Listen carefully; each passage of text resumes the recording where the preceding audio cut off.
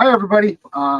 This is Small Towns, Big People. We're here for our second full podcast. Today, we're going to be interviewing Joe. First and foremost, though, again, I want to thank Sweet Rides for letting us use the limo again this week. Without getting too deep here, Joe, can you tell us a little bit about the business we're going to be talking about today? So we're talking about ABC Rental Management. That's one of the first companies I ever started, and it's probably my biggest company. We do the most out of there than anything else.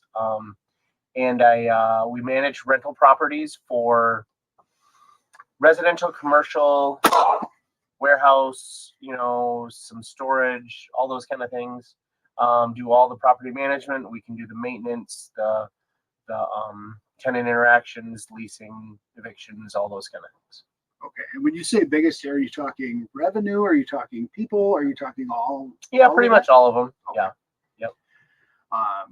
And so what got you into the rental management or property management side of things? So I got into rentals probably because of my dad. He got into it when he was at the end of his construction career, and he kind of taught me what to do, and I helped him run it. And I went to college because I had a couple of kids real early, and I couldn't just work construction. I was just gonna kind of end up like a bum, so I decided to go to college for programming, and I got a programming degree and moved to Wausau and was programming, and I realized that I am not a good corporate America fit. And so I knew how to do rentals. I started looking. It was actually a really great time to be looking because I started in like 08, 09, and that was about one of the best times to really get into real estate, and did a bunch of numbers. The math worked. So I started and just kept going. Okay. So when you say it was a really good time then, what compared to now, what was the biggest differences that you A see? lot of people were going bankrupt. So there was a lot of stuff on the market that was super cheap. So I probably bought 80% of the first stuff that I bought was from either banks repossessing them, or someone just had gotten in way too over their head and they just had to get out, So those are the kind of things that I was getting into right away. So there's a lower price point. There was more work to be done. I had to fix things up and do a bunch of things. But yeah, that was it. And so then from there, when I got a few rental properties, after eventually I got enough that I kind of needed some more help, that's when I started the ABC Rental Management. And the management company took over from there to just handle the day-to-day of everything. And I was doing most of it, but we grew and we grew and we doubled and we doubled and we doubled. And it was pretty cool and exciting. And that I found to be, I enjoy that much more than running the business. I enjoy figuring out how to grow the business. Some of the day-to-day stuff I'm not really great at, but I really do. I like growing and adding and things like that. So as you've grown the business, like what portion of what you manage is your own assets versus from outside? Yeah, probably 25% we manage is mine, and the rest is others. Although we've been growing a bit again, and so it's that slowly goes down. I haven't been buying anything for a while. It's a really good time. I've actually been selling a few things right now because it's a really good time to sell. So it kind of sounds like you started with something out of necessity for you personally. We're able to spin that to turn it into revenue by helping others. What was the biggest obstacle in doing that when you were getting going? To make that flip, so it wasn't 85 you, 15 somewhere else. Yeah, that was so I started when I decided that I was going to do a management company. I had actually went around to all the management companies in the area, and I was like, "Hey, why don't you manage my stuff?" Right? And there was, well, okay, so now you're going to sacrifice 15% occupancy for them to manage it for you because that's what they're saying. They're going to keep it 85% occupied. Well, I keep it close to 100, 98% occupied. So like, how do I justify that? And then they're like, well, and then I have to pay a management fee, and then they've got finder fee. So whenever they put a tenant in, then they got to put someone else in. And so all these companies, I just, it was going to cost me like 30 to 40% off the top to use a management company. And so I just decided, you know what, forget that. I'm going to start a management company the way I would have hired a management company. So no hidden fees, no extra fees. It's a straight, I started at 5%. No, I think I started at 4%. I was charging 4% for everybody. And, you know, we doubled real fast. And, you know, then I started raising our rates. You know, starting off now, our rates are about 10%. But it's way better than my competitors were at the time. Although now everything is kind of stabilized and other people are doing similar things to me. But yeah, it was really easy once I figured out what I was up against. Then it was pretty easy to go with it.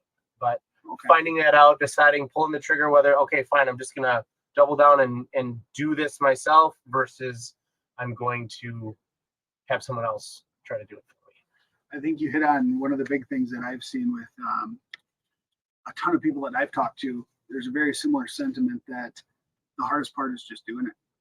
You can figure out a lot as you're going, but pulling that trigger instead of taking that easy path and, you know, sitting back and letting someone else do it for you. That can be tough. Well, but you know, there's a balance too between like you reinvent the wheel all the time, you end up wasting so much time. Mm-hmm.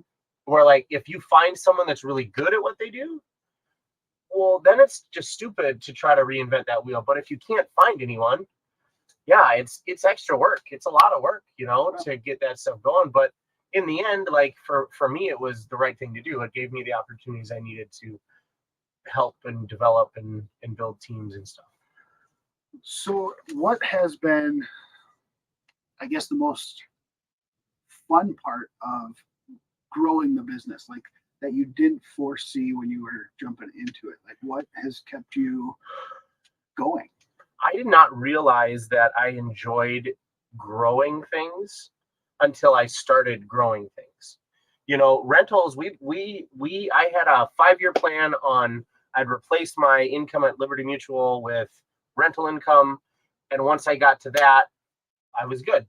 And that was it, right? I was kind of done. And at that point, I actually retired from Liberty Mutual and just hung out with the family, helped Angela teach, homeschool the kids and stuff like that. And about a year later, I just kind of realized like, that's good, but it's not really what I wanted. It's not what I was supposed to do, meant to do, whatever you want to call that. And it was really good and it was part of it, but it wasn't it. So that's when I started really ramping up the growth. And then I realized that I'm really good at growing things, planning out, organizing, fitting things into a puzzle to make the puzzle work. But once I got the puzzle together, I don't like doing the puzzle, right? You know, I like letting that puzzle work. And so that's kind of both the hardest and the best part that I found was that I really enjoy setting things up, and I really enjoy finding the right person to then implement and make that thing run the way I designed it. That's pretty cool. Well, and that brings me to the next question of how did you balance that initial growth stage with family? And you know that you hear work-life balance, balance. What does that mean to you? What is a work-life? So work-life balance means I do the bare minimum and get my hours in and then go home and hang out with the family. Like, is that work-life balance? Is that what that is? Like, to me, like, what's the goal? What's the vision? Where are you headed in life? Okay, I got to do what I got to do now to get there.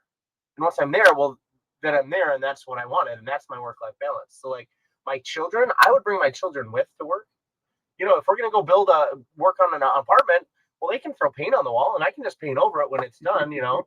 And they can come, and they can see me working, and they can help me pick up nails, and they can help me clean up, and they can help me do all these things. So I brought my kids, like, people are like, well, you can play with your kids or you can work. Well, I did both. You know, one summer 3 or 4 years ago, I got a lawn trailer together, and I pulled that around with me and my 3 oldest kids, and we mowed lawns all year. It was great. It was really cool. They know how to mow lawns now. You know, they don't have a problem with that. They know how to pull trailers. the first thing I showed my daughter I made my daughter do when she got her temps was back the consignment sale trailer up our driveway in the middle of the night and park it right where the limo is sitting right now. Yeah, and I 100% agree with you. I take my kids to showings. They go to the office with us. They do that stuff. And Yep. So there's work-life balance. Like I want to work with I want to do. I don't want to sit and play Fortnite with my kids. You know, don't want to do that. That's kind of boring. I want to build a house with my kids. I want to fix up a car with my kids. I want to plant a field or raise some pigs or go fishing or what. I want to do something with my kids rather than just sit and watch TV. But I know they get you on Fortnite though, everyone. So. They always beat me on. Toby, my littlest one, he dominates me. He's amazing at it. Yeah. No, that's pretty cool that you've figured out a way in life to have fun while getting the kids out there to be productive. Yeah, I don't know if my kids would say that it's fun. Not yet, maybe. I don't know. We've had some bad times too, but yes, I hear what you're saying. I think that's the intent. Yeah. It doesn't always come off that way, but that's the intent. Well, and I think that's a testament to a time that maybe we grew up in with dads at similar mentalities. I think both our fathers had. Whether I was out in the woods or you were on a construction site, we were pretty young. I'm venturing to say that that started. So, and I could think of a lot more things I wanted to do at 14 years old than cut down trees, but I'm pretty grateful now for that. So, well, I was running a roofing crew. I think back at this, I was in high school. I can't imagine. I was the lead on it. And I was yelling at guys, making them do it. And I was up on the roof.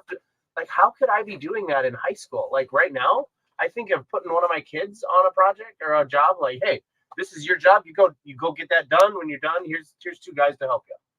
Holy crap. That's I don't know. Steve did something good. He knew what he was doing. Yeah.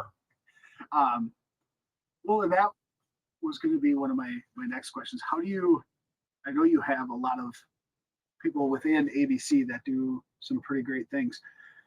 Was it hard for you to just turn them loose? It's horrible. You know what? Your question before, what's the hardest thing? That's the hardest thing. That's the hardest thing is taking something that you're doing and you're being really successful with it and letting someone else do it. Letting go of that control is super hard. And it can't be let go of the control. It's just let them do it and then make sure it's done right. And I'm still figuring that all out. Yeah, I can see where that'd be tough. It's like you're letting one of your kids, be parented by someone else. Kind of in a way. I mean, it's a training. It's learning how to be a teacher rather than be a doer. And I'm not a good teacher.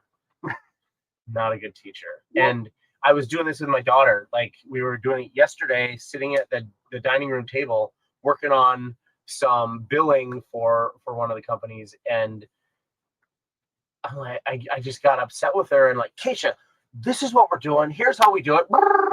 2 seconds later, I had it all done and she'd been sitting there for half an hour. And that was the wrong, that's not the way to do it. No, but so then I try to calm down, like, no, this is how we do it. And we start again and she does it and I do it. And then she's picking it up faster and seeing what we do. But I think everybody that works for me would say that I don't explain myself very well. I write the process, but then I expect them to read the process and just do it. And that's not how most people learn, and those are hard things. Do you always follow your own processes? That is, yeah. So most of the team would say no. I would like to say yes, unless the process I wrote is flawed now that I get back to it, So I update the process when it's been a couple years that I come back and I have to fill in for something. And that's not how we do it anymore. So then I update it. So no, I don't follow that process. But yeah. How do you go about making the team comfortable to come to you when they see something like that? Yeah. Is there? I don't know. I get people that say, yeah, I can come and talk to you. And I get other people that are afraid You can tell sitting in the chair, they're shaking, nervous, and I don't know why. I don't know what to do. I'm not 100% sure on that. I try to make myself open. I used to do one-on-ones with everybody, and a lot of people just didn't want to come to them, so I kind of stopped doing that. I still do one-on-ones with parts of the team, but I really liked that part of the job, and so I'm trying to figure out a way, because we've grown to a point where I can't meet with everybody every week. It's too many people. But that was probably the best way that I kept people engaged and kept people knowing that, hey, you can talk to me. Like, dude, you're upset. Tell me why you're upset. Don't sugarcoat it, and don't think of the political. Like, dude, just tell me I'm an idiot. Okay, tell me I'm an idiot, and tell me why I'm an idiot, and then we can get past that, right? We can move on. I try to tell everybody, like, you'll never get fired for telling me what you think. You get fired for performing poorly and doing a bad job and intentionally trying to hurt things, but you'll never get fired for insulting me or being angry with me or telling me what you're thinking. Well, I can't think of many people I've known in my life that are less corporate political than you. Like, I mean, legitimately, it's yeah, I don't fit that very well. I tried for 7 years, and it corporate America didn't like me, and I didn't like it. But that I can completely understand with growth. I think, I've been involved or worked in some pretty big companies like you have, and I think that's what typically gets lost fastest, right? Is that connection to being autonomous within whatever department or team to make the moves that benefit the company the best. Mm-hmm. And as a small organization, you have a lot more trust in people, so I can get where that would be an obstacle for you. Yeah, and it's also one of the problems. Like, I really hated hierarchy in corporate America.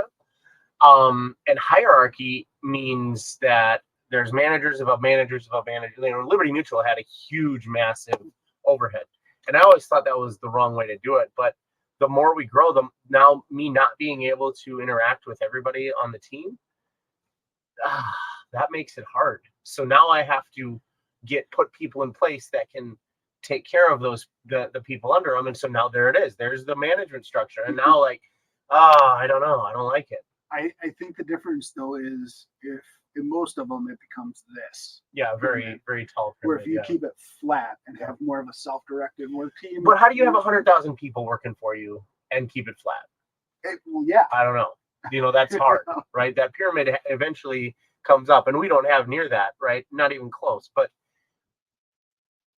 one day I'd like to. And how do I do it in a way that, doesn't become corporate America? I don't know. Maybe the goal is to never actually do that. Don't. Yeah, or develop a system where there's team manager you. Yeah. And bigger teams that take responsibility. And I don't know if that's possible. I don't know if it works. I don't know either. I mean, but in the end, it seemed like it was more of a, like, hey, this is me. Like, you're at this level, I'm at this level. You don't talk. You talk to your manager, and they'll talk to their manager, and then they'll talk to me about it. Like, you know what? If you got a problem, just talk to me. That's fine, right? And that should always be the case. And that should be, like, I don't want to put any managers in place that are going to be like that either. So most of my team is pretty straight out obnoxious in a lot of cases, and just tells it the way it is. And it's not like that. It's just they have responsibilities. These people work with them, and that's a really good way to do it. So I don't know. We'll see. We'll see over time if we can keep that going. So what is? I'm sure you have 1 year, 6 month, 3 year, 5 year. What are your goals for ABC management? What does that look like from a measurable goal standpoint? So we have been spending the last 2 years really focused on our maintenance department. There have been a lot of issues, a lot of reasons why a couple owners have left, because I think in the end it was because of our maintenance program just not delivering, taking too long to deliver, not communicating right. There's a whole bunch of things, right? So we've spent a lot of time focusing on improving that maintenance program. and I've got a really good maintenance guy, Dave Jamarski. He's managing it all now, and he's really good at that. And that has opened up. Now we've got a plan to roll out services outside of our management company. And so we're an a la carte management company. So it doesn't matter who you are, doesn't matter what you're doing. Like, we've got a service that can help you. If you'd like to do all the management stuff and you just need help on maintenance, we've got a Hammer to It program that can do maintenance. If you've got all that handled, but you just don't like the cleaning, like the apartment cleaning or common area cleaning or whatever, we've got a on the spot is our cleaning program. And so they can do that. You can do lawn care through grass kickers. You've got trash out crew. Brennan has been running our trash out crew and is like blowing that baby out of the water. It's going really, really well. And he's there, he's available, he's there to help. And it's a service that anybody, we've got property managers that use it, we've got banks that use it, we've got just mom and grandma that use it, whoever. And those are those services that we are looking to take kind of our biggest weakness, our maintenance program, and turn that into actually our biggest strength in how we grow our company. Okay. So our growth, I haven't set any growth goals this year, because this year is meant to get everything that we're doing done really well. So there's been a lot of process changes that we've done, a lot of moves where we've gotten new people in place, and then we're also working on these new offerings and services and a really cool growth model. Oh, I like the growth model. I think it's really cool. Everybody else kind of falls asleep when I talk about it. But that is what we're going to start executing at the end of this year, with the goal of bringing up these different markets up. And we always target 5% market share. So any area that we're in, we're actually not above 5% in any of those. Maybe Wittenberg, we might be over 5% right now. But 5% is our target. We don't want to be bigger than that because we can't be the best. If you look at general census records, all property managers across the board, if you had 100% of the properties that are rentable, you would be at an 80% occupancy level, because that's just the way it is. There's 80% of the units are filled. And it might be 85% now with a bit of a housing shortage, but like, we do closer to 98% occupancy. And a lot of owners get 100% because of different things that we do. And so that occupancy level is not achievable at a 20% market share or a 50% market share. So our goal is to be a 5% market share in all of Wausau, Rhinelander, Rapids, Stevens Point, Marshfield, just those areas, and all the places in between there, Anago, Merrill. If we can be 5% market share there, we would triple our size. Awesome. And then we have growth models to go into Green Bay. We're a little bit into Green Bay, Appleton, Oshkosh areas right now. So those are the next spots that we're really going to try to grow that. And if we got 5% market share there, we would double again. And then, eventually Madison, Milwaukee, La Crosse, Eau Claire, kind of just be in the whole state. So taking this year to get everything ready, kind of get your battle plan together, what is a win next year? What does that, is it a double? Our budgets, we hit our budget numbers. That's a win. Okay. Right. We hit our goals. We have a month, like, we never used to have a monthly budget meeting. This year we've been doing a monthly budget meeting, and we have actually hit our budget. We hit our budget. We blew our budget away last month. We've done that a few times, but even our low months that we don't quite hit our budget, they're not that bad. They're actually pretty good. And that's a stark comparison to other years where some months would be gangbusters awesome, and other months would be, we lost all that money, So like, just that fluctuation has changed just by paying attention to that. We're better focused. Dave managing maintenance, he knows the numbers to look at now. So one of our big goals is to get everything that we do based on a metric. And so, like, hey, here's our metric. Oh, it's looking good. Hey, it's not looking good. Let's look into that. Why isn't it looking good? That gives us a good handle on, are we doing a good job? So Dave sees the maintenance numbers every week. Oh, yep, that looks good. That looks good. Oh, this is a bad week. Oh, there was, if half our maintenance guys don't work, that's a bad week. We don't make money on that. So it's really good to get those things dialed in, to have those metrics, have those things, and we're getting there. We're almost there. And then a win next year. I mean, doubling next year would be awesome. That would be a great win. But even if we only grow by 200 units, I mean, this year we haven't even been trying to grow, and we've already grown by almost 200 units, right? So that's super exciting. We've got some owners that are pretty happy with us.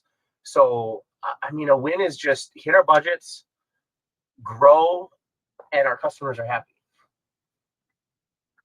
Yeah.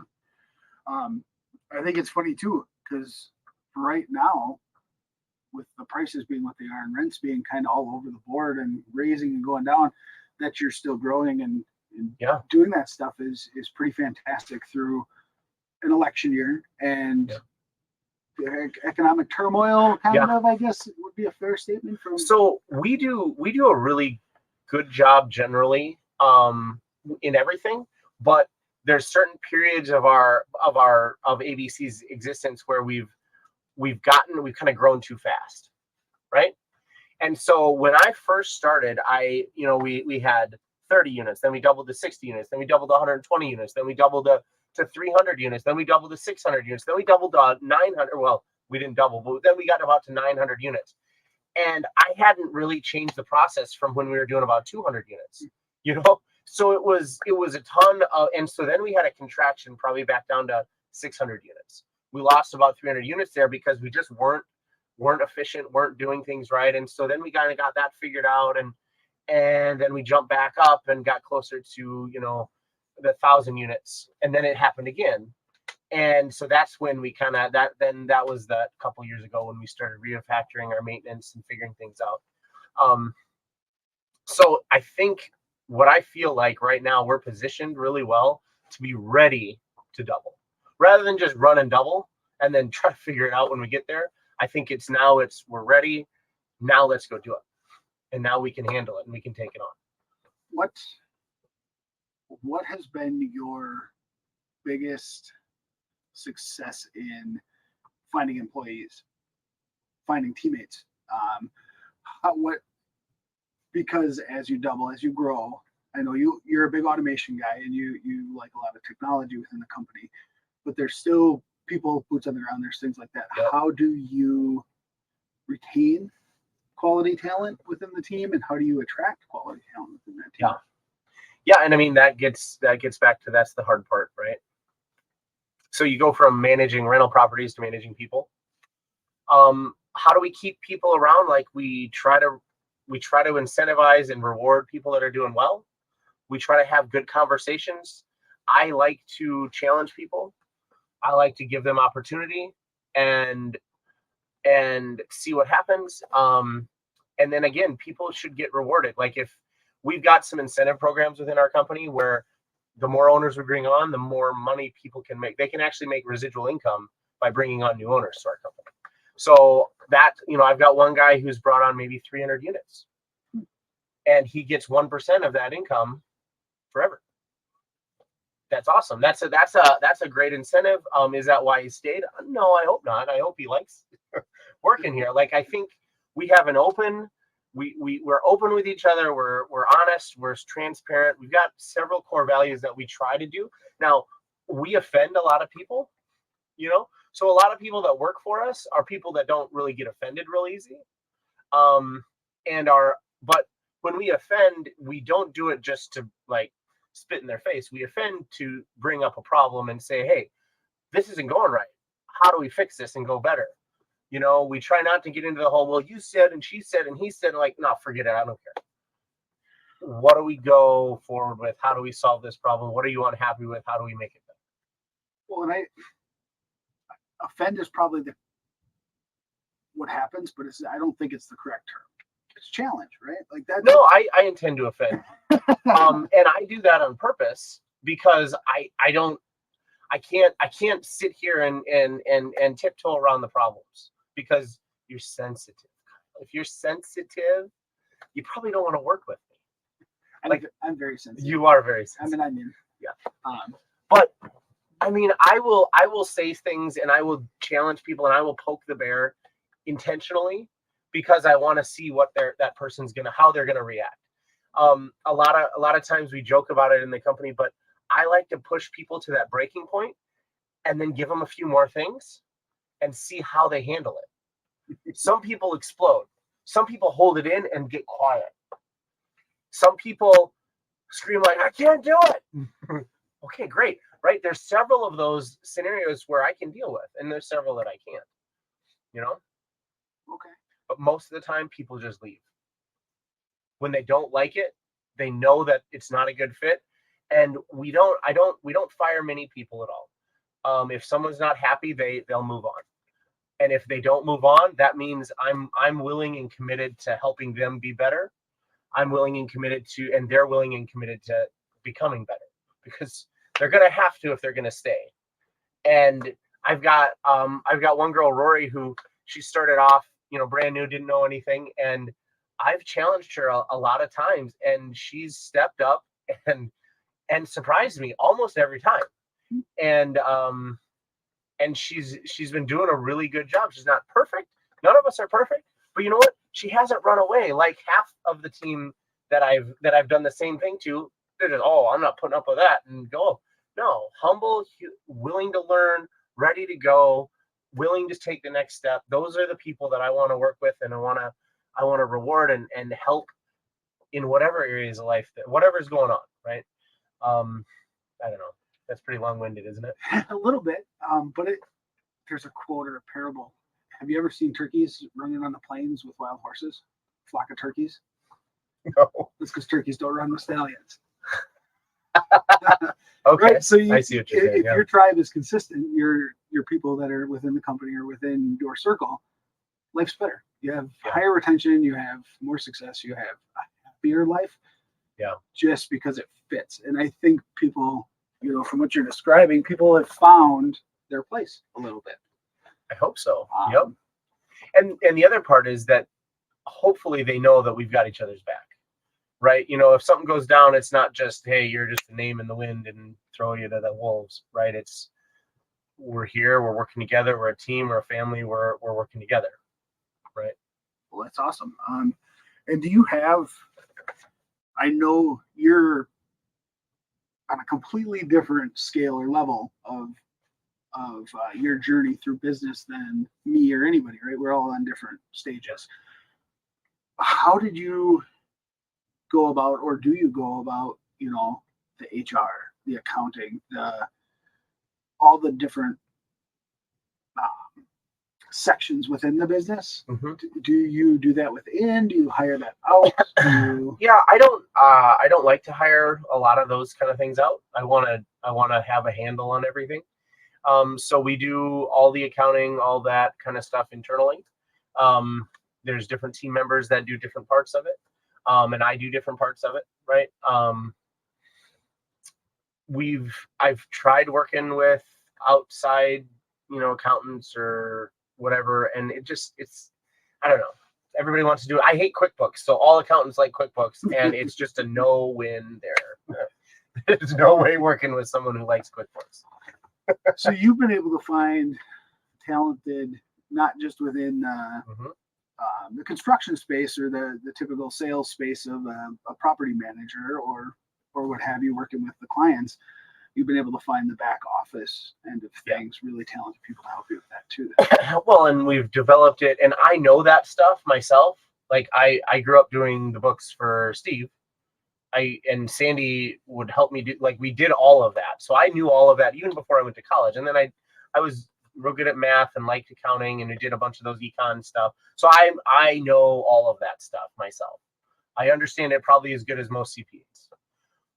But, so then the systems I put in place meet that need. And so then it's just teaching, like, how do you categorize, like categorization, that's pretty easy. Reconciliation, it's a little bit harder concept, but I've got a couple people doing it that are really good at it, and they understand the ideas.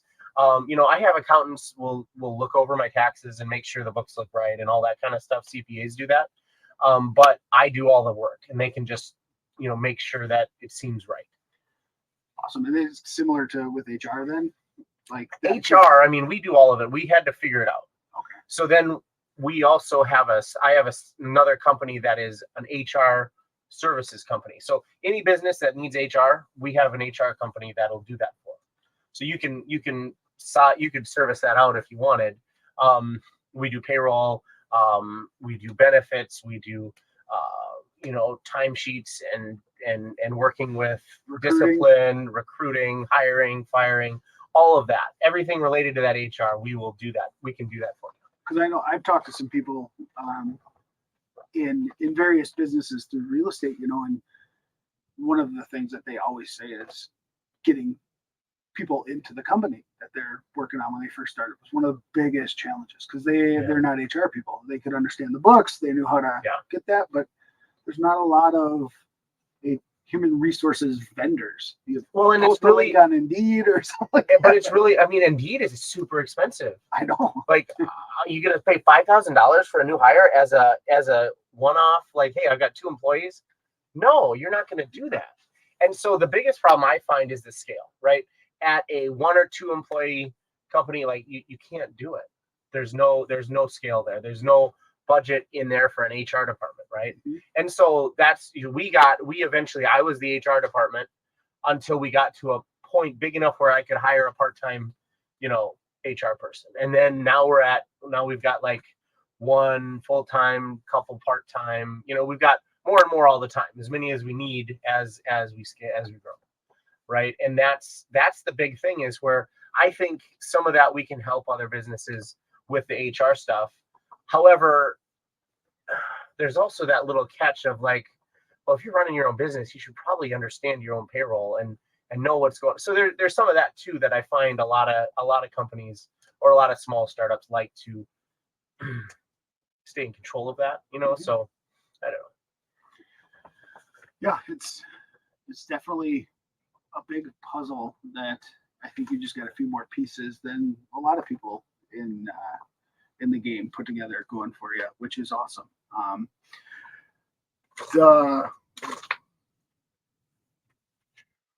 What would you have changed in the last 3 to 5 years on something that kind of went the way you wanted, but maybe didn't within ABC Rentals? Like, is there anything you would have changed? Yeah, so we've had a few times where things have kind of backfired on us, and those things I think I overpromise, and then when I get into it and I don't have control over how the results are going to happen, and it doesn't go my way, that's probably a better scenario where I just shouldn't have been involved. I can think of a few. I don't know if it's really there's anything I could have done about them, but I do think about those kind of things a lot. And yeah, could I have done? I think overcommitting is a big problem. So I'm still overcommitted everywhere. And I gotta stop. I gotta pull back. Like I'm struggling to complete everything that I want to get done this year. And overcommitting is something that I've always done. And my team's Adam will tell me, just let the process run for at least 6 months. Don't change anything. Like you just leave it alone. It'd be nice if we didn't have another change this month. Oh, well, I wish you would. Okay. Yes, I get it. I need to. And so I've been trying to do some of those things, trying to distract myself with something else so that those processes can run before I jump back into them, And so I think overcommitment has been my biggest problem and probably will be forever. And that's what I probably do a little bit different. Well, I was going to ask you, what do you say no to? Exactly. I know. That was exactly. My next follow-up question was, what do you say no I have a really hard time saying no. And I think all my project teams would agree with that. Like what I talked to Corey about, I want to do an addition at my house this year. I've decided that we're going to do it this year. I don't have time to do it. There's no time to do it. When am I going to? I don't know, but we're going to figure it out. We're going to do it because, just there's some personal things with my mom and how that's all going. And just, I want a place for her to be able to come and live with us. And if that's what it comes down to, and our house is nice and big, but it doesn't have a nice spot for her to be. So I think I just got to do it now. I can't wait 5 years to do this because, it'll probably be dead by 5 years. Hopefully not, but. And that's, I think that's the biggest struggle with any business, not small, big, anything. What do you say no to? When do Yep. you not? Have you ever turned down a property owner? Yeah. Well, okay. So very rarely, the things I turn down are trailer parks. We don't manage trailer parks at all. We don't do condo associations. I mean, that's about all that I would say no to. So you We did kick out one owner one time because they would not maintain the property, like actively refused. Like there are bed bugs and cockroaches and just like, we got to deal with this. No, you cannot do it. Okay, we're done. We can't manage this. Can't do this. We can't let tenants live like that. So that was the only time. It was one unit, one owner, only time. So otherwise, you turn down properties, but not owners, essentially. We hardly ever turn properties down. I mean, only those certain cases. Yeah, those certain scenarios. Yeah, I mean, I don't know. We just I don't like the idea of working on and being responsible for the trailers and the plumbing in the wintertime. Sounds like a horrible nightmare. And so managing that whole thing and doing all that, I don't know. We don't like storage units, but we've said yes to storage units, but we don't like them. We don't actively go after them. Lot of work, same amount of work as a rental, but just a tenth the income. So it's hard to be successful with that. What else? I've said no to Airbnbs, managing that over the years, but I want to get into that this year sometime. I'm not sure if it'll be this year or next year, but I really want to get into that. So that's going to be a yes now, I guess. Eventually. Yeah.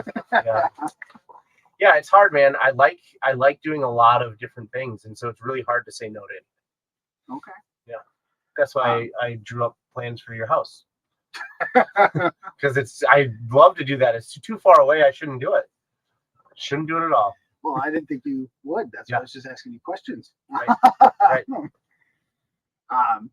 But funny story. So talking and passing with Joe about looking at building a house and what we wanted and how we're struggling to find contractors that maybe we trust fully or that are capable to do what we wanted within our market.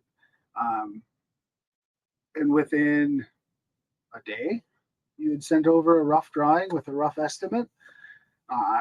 My wife and I talked to a contractor 3 weeks ago now, and the plans are just going out to engineering to get looked at before they can give us an estimate. So yeah, it's wild. So well, I mean, he's doing a much more thorough job than I did, right? I was giving you rough numbers, right? Correct. Just throwing it off the wall there, right? But yeah. And I understand their point of they don't want to commit to a number and maybe in a butthole to them. So I get that, but that wasn't my intent. I just wanted ideas. Yeah, I know you though, so I can tell you things and then so if the people out there in the Facebook and YouTube world want to find out more about ABC property management, about getting their properties with you, or maybe even the opportunities you guys have, how would they go about? Rentwithabc.com. Rent with ABC. We are everywhere online. It'd be hard for anybody to miss us online. We don't do a lot of physical or other types of advertising, but everything that's free online, we're on there. So we're all over Facebook. We're all over Marketplace. We're all over Zillow and all the rental sites. You see one of our rentals, there'll be a link to go to our website, and on our website, there's information for owners. There's information for services. You can actually book our services directly online, pay for it. We'll be there the next day. So our website is pretty interactive. It gets you lots of things. We have some real-time project estimators. So if you want to know how much is it going to be to put a roof on my house, you can go to our ABC Remodels website through rentwithabc.com, and you can plug in your numbers for your roof, and we'll give you a number right then. 5 minutes. Doing some research before I came over here today, I found, I don't remember which one of your websites, but you have an entire CSV file of an a la carte price list. Yeah, that's for our Hammer to It maintenance. Which, as I was digging around in 2 or 3, 4 other property management type companies in this area, in the Green Bay market and stuff, I couldn't find it. There's no rates anywhere. All of our rates are all published online. So if you want to know how much we charge for management, It's all posted there. It's based on your units. We'll go from 10% down to 6%, depending on how many units we're managing for you. It's all the information. I believe information 100% free. If I'm hiding something, you don't want to use me, right? So everything that I can possibly give you ahead of time, you can make that whole decision without talking to me ever.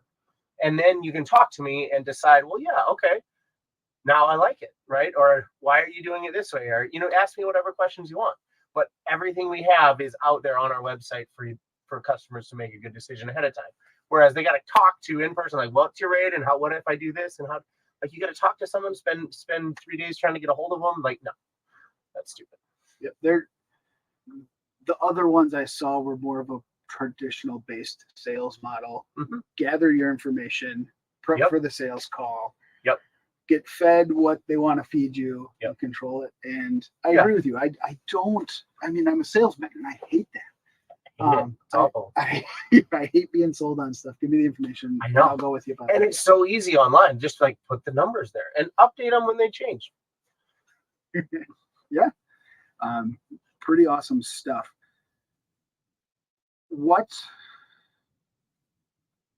And the final wrap up here, what is one or two things that you could do better? That's one of the questions. With me, you threw the budget out there. I don't think you have issues with that. I mean, I think the budget, yeah. I think you have a lot of your I's dotted and your T's crossed. I would challenge you personally within your business to delegate things you like to do. Yeah. I think that's the hardest thing is to, especially if you enjoy it and you want to do it, find somebody you truly trust to run with a few of the smaller things you like to do and see how it goes for you. Yep. I think that would be. Yeah. And I know that. I understand that. And I just, there's also the other problem that comes into my head is like, well, if you don't do anything, then what's the point? Why are you even part of the company? And so I struggle with that too. Like I feel like I got to do something sometimes just so that like Paul emailed me the other day and like, I know you're not part of all these other conversations, but here's how we're dealing with this issue. Like, oh yeah. Okay, great. But I don't know any of that other conversation, right? I'm not part of it. It's not there. So I can't, so I'm like, Paul, why aren't you dealing with this? I'm like, well, I am just, you don't have to worry about it, which is great. I like that. And it's good, but I should know about it. Well, and that was going to be the second challenge is I know you mentioned the one-on-ones and the individual stuff. I don't know if it's weekly, monthly, quarterly, what works within your business, but team meetings with your managers and teams, small teams. I don't know if you have managers above managers or how that corporate structure works within your guys's, but everybody sits in a room, has some lunch, and just talks about it once a month. I know meetings are the death of a company, and it can't be weekly, it can't be daily, it can't be all of that, but whatever time frame fits when everybody's there. So meetings can be the death of a company. They can also be the lifeblood of the company. They can also be the driving force behind the company. That's what they should be. Yep. A focused, intentional, impactful meeting. That's the key. Not just a, hey, we're going to go on. Everybody's typing on their computer and ignoring everything that's been said. No. Correct. And I'm talking more, I'm sure you have the meetings and you guys talk on the phone about certain issues or what have you on the operational side. But as far as getting to know the new team members, the uncomfortable team members, being around them more in an informal type 20-minute, once a month lunch meeting, once a week, once every 2 weeks, whatever that is for you, I challenge you to set something up and stick with it for a quarter, 6 months. See if it changes. Yeah, I mean, I used to do that all the time. That was one of my that is my favorite thing to do. It's just how do you do it for everybody? Okay, I'll think about it. Then would be the two things that I saw where you can go. So on that note, we're gonna leave you guys here. We thank you for watching. If you have any questions at all, comments, concerns, ideas for the stuff we're talking about, leave a comment.